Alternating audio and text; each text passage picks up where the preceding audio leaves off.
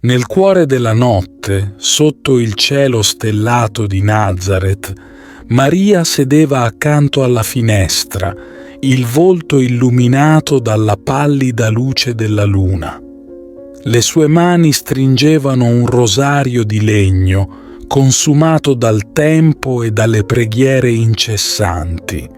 I suoi occhi, pieni di dolcezza, erano rivolti verso il cielo, cercando conforto nelle stelle scintillanti.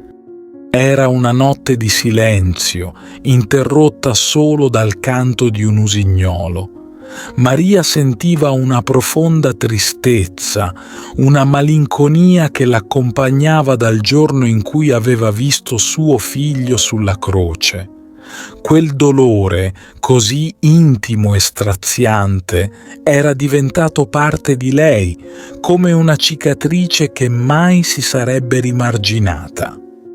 Mentre il vento leggero accarezzava i suoi capelli, Maria ricordava le parole di Gesù: «Venite a me, affaticati e oppressi». Quelle parole risuonavano nella sua mente come un dolce eco, portando con sé una promessa di pace e consolazione. E in quel momento capì che la sua missione non era finita con la morte del figlio, ma che solo allora iniziava davvero. Il giorno dopo, Maria uscì di casa e camminò tra le strade di Nazareth.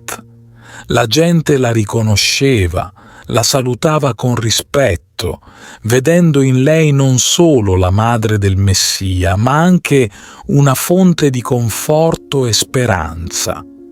Incontrava malati, poveri, afflitti.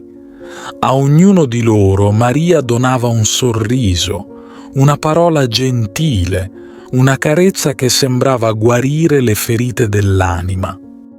Tra queste persone c'era una giovane donna il cui marito era stato ingiustamente imprigionato. I suoi occhi erano pieni di lacrime e il suo cuore di disperazione. Maria le prese le mani, sentendo il dolore che la consumava. Con voce calma e rassicurante le disse: «Non perdere la speranza. Il Signore vede il tuo dolore e non ti abbandonerà.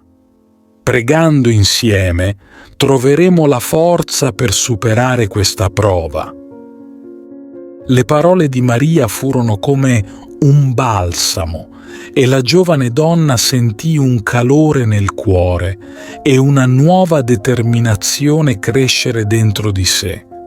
Da quel giorno si incontrarono spesso per pregare insieme e ogni volta la fede della giovane si rafforzava mentre la sua disperazione lentamente si tramutava in speranza.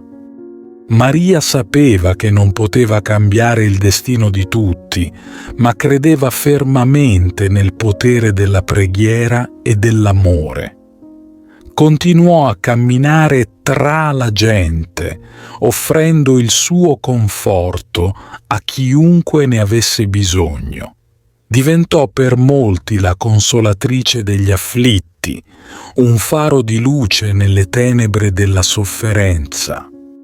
Con il passare del tempo, la fama della sua misericordia si diffuse oltre Nazareth. Pellegrini da ogni dove venivano a cercarla, portando con sé storie di dolore e speranza.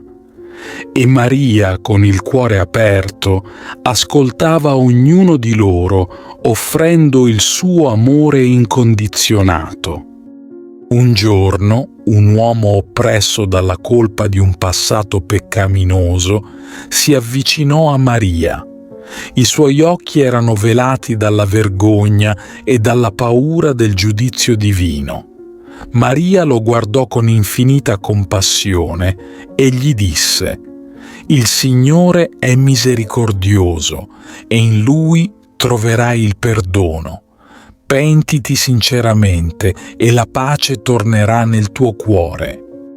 L'uomo cadde in ginocchio, piangendo lacrime di pentimento e gratitudine. Maria lo sollevò, abbracciandolo come una madre abbraccia il suo figlio smarrito. In quel gesto semplice e potente, l'uomo sentì il peso del suo peccato dissolversi, trovando finalmente la redenzione. Così Maria continuò a essere per tutti un simbolo di speranza e consolazione, una madre che, pur avendo conosciuto il più grande dei dolori, non smetteva di donare amore, e nel cuore di ogni afflitto che incontrava lasciava una traccia indelebile di fede e speranza, come una stella che brilla luminosa nella notte più buia. Ti invito calorosamente a iscriverti al nostro canale per darci supporto e permetterci di continuare a creare nuovi video che condividono storie ed esperienze ispiratrici. La tua iscrizione è un prezioso sostegno che ci motiva a condividere più contenuti di valore e a diffondere messaggi di speranza, fede e crescita personale. Grazie di cuore.